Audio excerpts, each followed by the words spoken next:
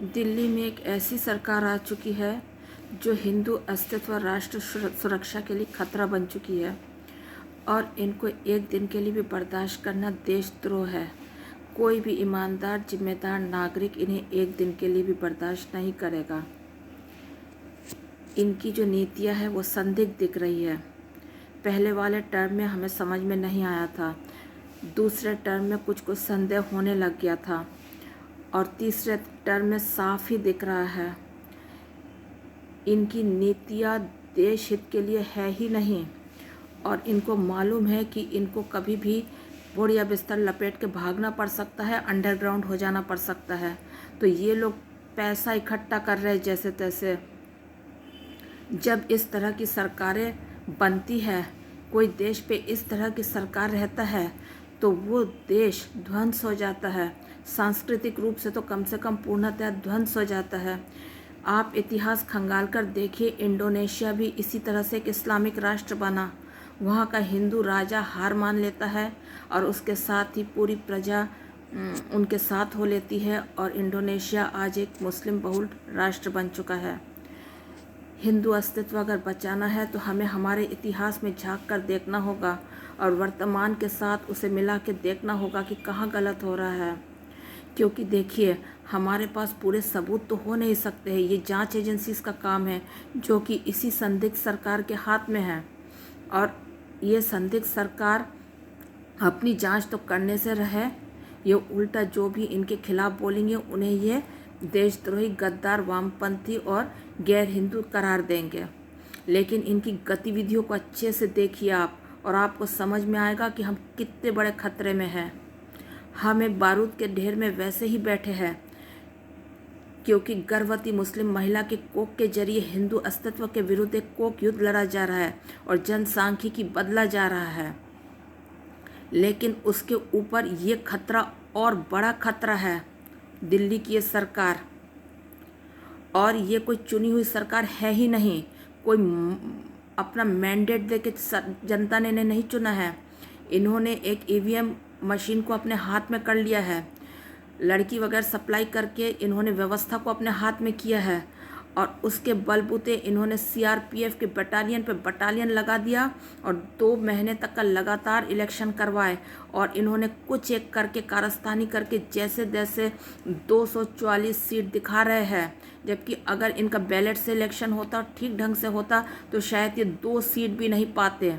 बंगाल में इन्होंने अपने कैंडिडेट्स हराए हैं। ये झूठ मूठ में बता रहे कि ममता सरकार ने वायलेंस किया और ये वो। इनके सीआरपीएफ के जवान बीजेपी, आरएसएस, टीएमसी के साथ का साथ दे रहे थे, बाहर से पहरा दे रहे थे और अंदर अंदर गड़बड़ हो रहा था। और ईवीएम के जरिए ही इन्होंने ये रिजल्ट लाया है जिसमें 12 सीट इनको मिला है और उनको 32 सीट मिला है, 30 सीट मिला है। इनने अपने कई ईमानदार नेता जो इनकी तरफ संदेह की दृष्टि से देख सकते थे या देख रहे थे, दबे कुचले तरीके से ही सही, उनको हरा दिया है। तो ये बेईमानी कर रहा है और जो दिखाया जा रहा है रिजल्ट वो इनकी मिली भगत से ही बना हुआ एक रिजल्ट है। तो बंगाल में तो इनकी डबल इंजन की सरकार थी और सीआरपीएफ के जवानों को इन्होंने पहरे पे बिठा दिया और 2 महीने तक का कारस्तानी करके ये इस टाइप का एक रिजल्ट लाया है। अब इनसे देश को क्या खतरा हो सकता है मैं बता देती हूँ। अब पहले ही देखिए, नेम प्लेट का मुद्दा यूपी में उठाया गया, लेकिन फट से क्या हुआ कि नेम प्लेट कोर्ट के जरिए स्टे ला दिया गया और फिर 26 तारीख को जो सुनवाई हुई उसमें भी स्टे हो गया, यानी 6 अगस्त को तो कांवड़ यात्रा बंद ही हो जाएंगे। ये इनकी मिली भगत थी। इन्होंने पहले डराया नेम प्लेट की बात कह के, तो निश्चित तौर पे मुसलमान जो छद्म नाम रखकर पैसा कमा रहे थे उनकी अर्थव्यवस्था पे इसका असर पड़ा, वो घुटने पे आए। और उन्होंने अपना जो हलाल अर्थव्यवस्था हमारे देश के विरुद्ध चला रखा है उससे एक हिस्सा इनको देने का आश्वासन दे दिया होगा, जैसा कि ईसाई मिशनरीज़ ने किया है। ईसाई मिशनरीज़ को ममता दीदी के जरिए ही डराया गया था। रोवनजीत रावला की जब मृत्यु हुई थी उस समय सभी स्कूलों को बुलाया गया था और फिर डराने के नाम पे ईसाई मिशनरी से को इस तरीके से प्रभावित किया गया कि वो चुपचाप अपना जो एक एक सीट ऑक्शन करते 150-200 साल स्कूल के पुराने स्कूलों का, उसका एक हिस्सा अपनी डोनेशन अर्थव्यवस्था से बीजेपी आरएसएस को सप्लाई कर देंगे।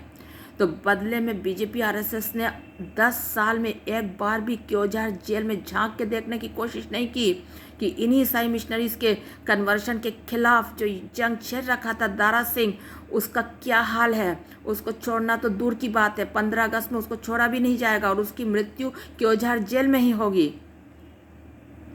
ठीक उसी तर्ज पे अब इनको हलाल से भी पैसा चाहिए, तो हलाल अर्थव्यवस्था भी देश के खिलाफ है। जैसे ईसाई मिशनरी हमारे गुरुकुलों के खिलाफ है, और गुरुकुल अगर नहीं पनपेंगे तो हमारे जो वैचारिक दृष्टि से हमारी पीढ़ी दर पीढ़ी अपंग बनी रहेगी। वैसे ही हलाल अर्थव्यवस्था जो है हिंदू अर्थव्यवस्था को प्रभावित करेगी, प्रभावित कर रही है। तो इस हलाल अर्थव्यवस्था को बंद करने के बजाय इन्होंने उनसे वसूली का रास्ता अपनाया है, और इन्होंने नेम प्लेट का शिगुफा छेड़ा। ये सही था, नेम प्लेट अगर होता और मुसलमानों को अगर नाम दिखाना पड़ता तो सही होता, लेकिन इनकी नियत ही नहीं थी सब कुछ करने का। तो इन्हीं का एक और बंगाल से एक महिला महुआ मोइत्रो, जिसके खिलाफ इनके निशिकांत दुबे ने केस किया था, बाद में क्या किया, इन्होंने सब केसेस ढीला कर दिया। कोई सीबीआई वगैरह जांच नहीं हो रहा है। सांसद रहते हुए दर्शन हीरानंदानी को इन्होंने अपना पासवर्ड दिया था। उसके खिलाफ जो कुछ कार्रवाई होनी चाहिए थी इनके खिलाफ और दर्शन हीरानंदानी के खिलाफ, क्या आपको दिख रहा है ऐसा कुछ कार्रवाई होते हुए? बदले में यही महुआ मोइत्रो ने जाके इस नेम प्लेट के विरुद्ध सुप्रीम कोर्ट में याचिका दायर की, और उसी की सुनवाई पे नेम प्लेट दिखाने पर स्टे लाया गया। यानी इन सब की आपस में मिली भगत थी। ये तय ही था कि नेम प्लेट दिखाने को कहा जाएगा, और फिर इन्हीं के ये बंगाल वाले टीएमसी से कोई एक जाएंगे और स्टे ले लेंगे उस पर, और तब तक का डीलबाजी हो जाएगी और हलाल अर्थव्यवस्था का एक हिस्सा मुसलमान इनको देते रहेंगे सालाना तौर पे, जिस तरीके से ईसाई मिशनरी अपने डोनेशन अर्थव्यवस्था का एक हिस्सा देते हैं।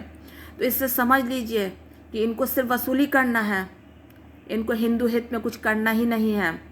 पहली सुनवाई में इनके वकील थे ही नहीं, और दूसरी सुनवाई में 2 प्रदेशों के वकील नहीं थे, उत्तराखंड और मध्य प्रदेश के, सिर्फ यूपी के वकील थे। यानी केस को ढीला किया है इन्होंने खुद ही ने अपनी तरफ से।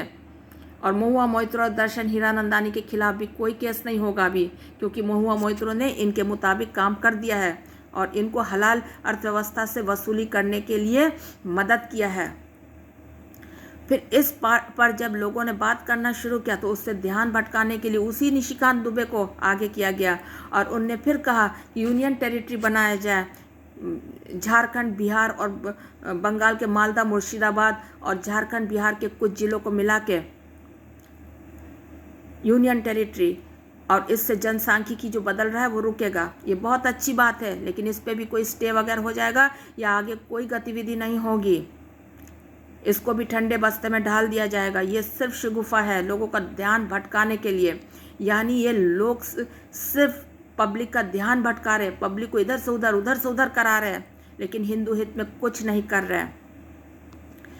इनकी गतिविधियां इतनी संदिग्ध है कि लग रहा है कि ये पूरी तरह से हाईजैक हो चुके हैं।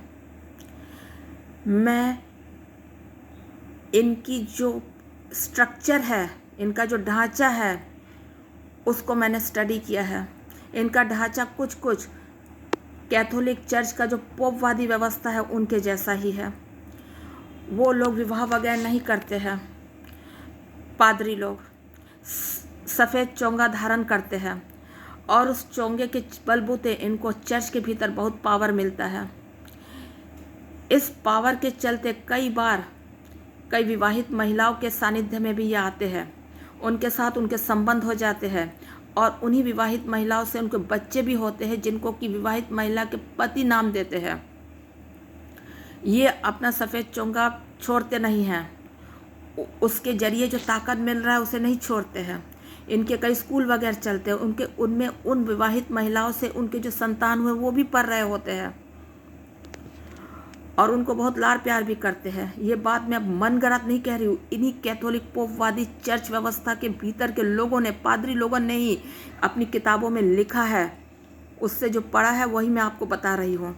और अब आप यहाँ के महानुभावों का भी स्ट्रक्चर देखिए, ये विवाह नहीं करते हैं, यह भी एक यूनिफॉर्म धारण करते हैं।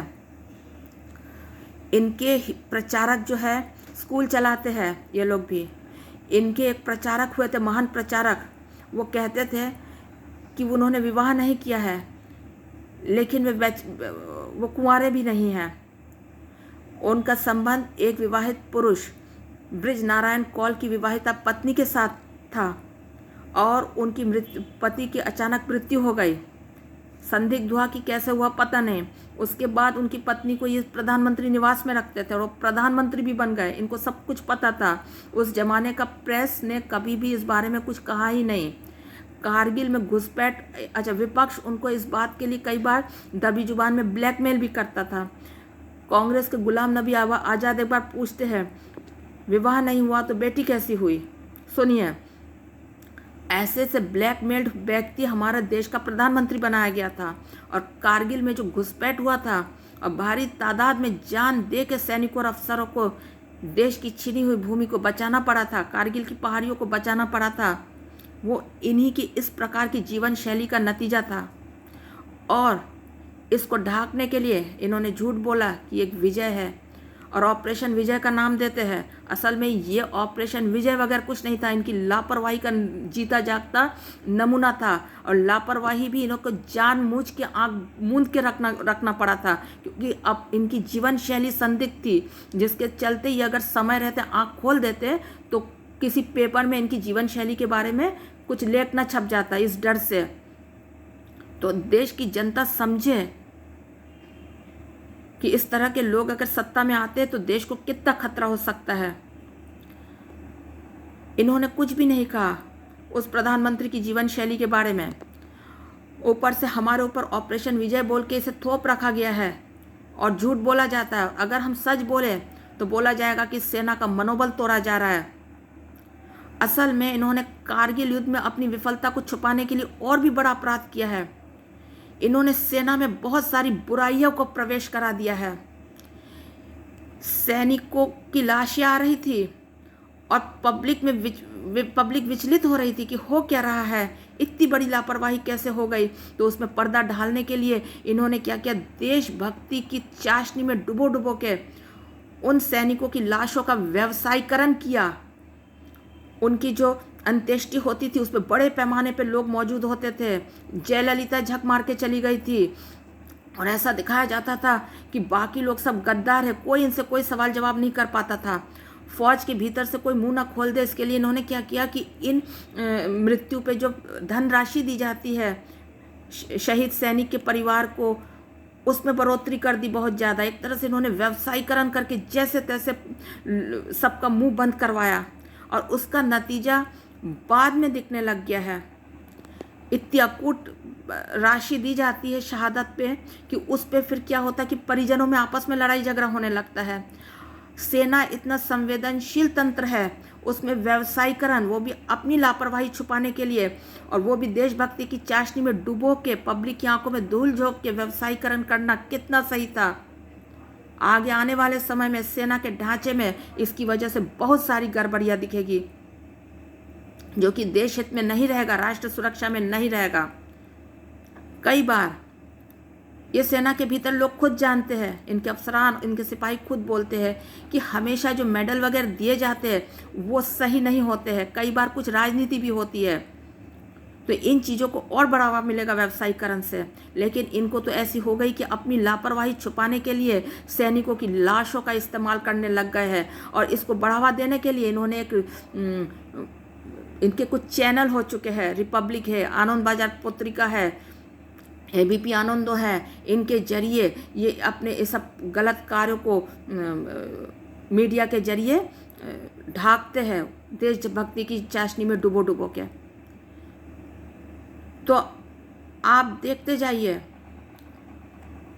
इनकी जीवन शैली गलत थी इनके प्रधानमंत्री की। इस वजह से कारगिल हुआ और कई सैनिकों को शहादत देनी पड़ी, और अपने अपराध, अपने पाप छुपाने के लिए अपनी लापरवाही, खुली आंखों से जो इन्होंने लापरवाही की थी, क्योंकि पहले ही सेना के एक अफसर ने, एक सिख अफसर ने इनको भेज दिया था, पूरी तरह से लिख के भेज दिया था कि घुसपैठ हो रहा है। उसके बावजूद इन्होंने आंख मूंदे रखा था, क्योंकि अगर समय रहते आंख खोल लेते तो शायद किसी न्यूज़पेपर में इनकी करतूतों के बारे में लिख दिया जाता था।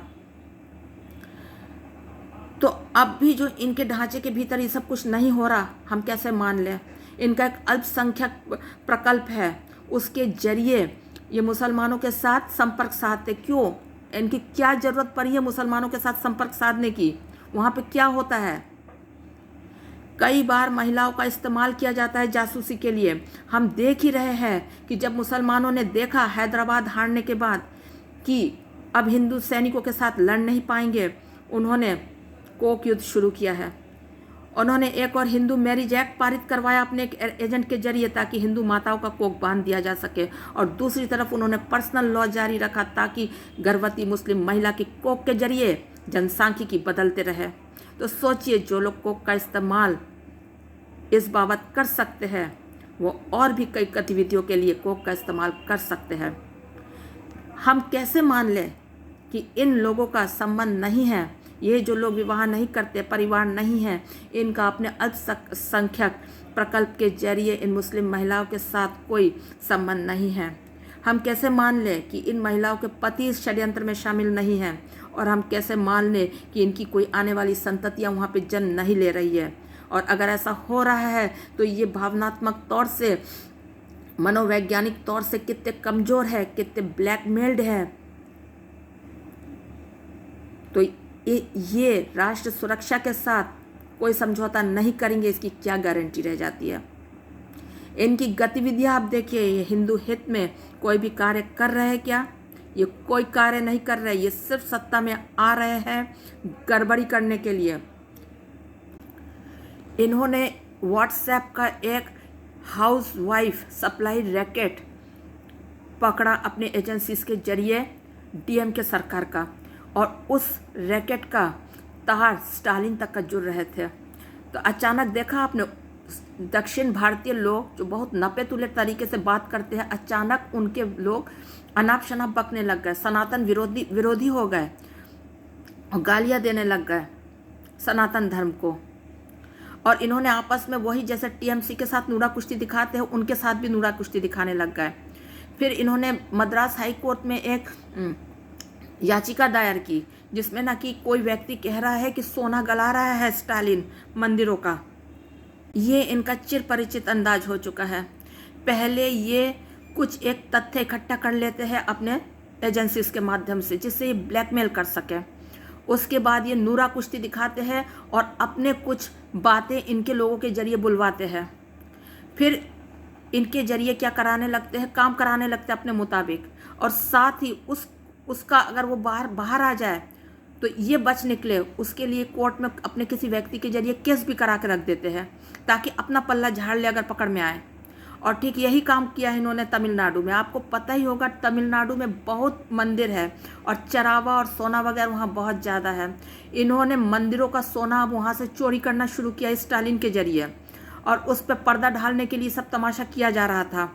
और केदारनाथ, देवभूमि में जो केदारनाथ है, वहाँ पे भी बहुत मंदिर है, वहाँ पे भी सोना चोरी की बात आ रही है, और हमारे पूजनीय शंकराचार्य जी ने इस बारे में बात किया है, तो वो उनको नकली शंकराचार्य करार दे रहे हैं। अब जो ये हम तो इतने दिनों से कह रहे थे, जो भी कर रहे हैं हिंदू राष्ट्र निर्माण की किसी दिव्य योजना के लिए कर रहे हैं। वाकई में क्या ये हिंदू राष्ट्र निर्माण की किसी दिव्य योजना के लिए कर रहे हैं? ना, ये सब सोना वगैरह चोरी करके अपने उन जिहादियों को दे रहे हैं, क्योंकि इनके अल्पसंख्यक प्रकल्प के जरिए इनकी वहाँ की महिलाओं के साथ संबंध है, और वहाँ उनके संतान जन्म ले चुके होंगे।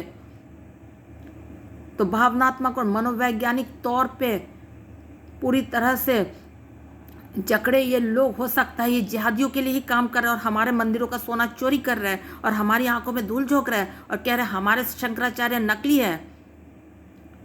ऐसा कैसे हो सकता है कि दो दो शंकराचार्य बोल रहे हैं, एक ज्योतिर्मठ के शंकराचार्य अविमुक्तेश्वरानंद जी बोल रहे हैं और एक गोवर्धन पीठ के पुरी शंकराचार्य निश्चलानंद जी बोल रहे हैं, दो दो जन बोल रहे हैं कि नकली शंकराचार्य इन्होंने घुमाया है। राष्ट्र स्वयंसेवक संघ ने नकली शंकराचार्य न की स्थापित करने की कोशिश की है।